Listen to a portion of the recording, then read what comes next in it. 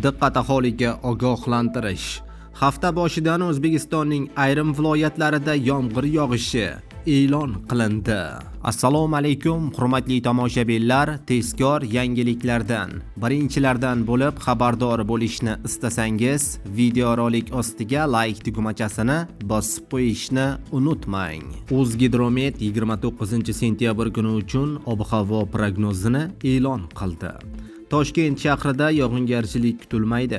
Harorat kunduzi 28-30 daraja issiq bo'ladi. Qoraqalpog'iston Respublikasida havo bulutli bo'ladi, ayrim joylarda yomg'ir yog'adi. Havo harorati kunduzi 17-22 daraja issiq bo'ladi. Buxoro va Navoiy, Toshkent, Sirdaryo, Jizzax va Samarqand viloyatida yog'ingarchilik kutilmaydi. Havo harorati kunduzi 26-31 daraja issiq bo'ladi. Qashqadaryo va Surxondaryo, Andijon, Namangan va Farg'ona viloyatlarida havo bulutli bo'ladi. Yog'ingarchilik kutilmaydi.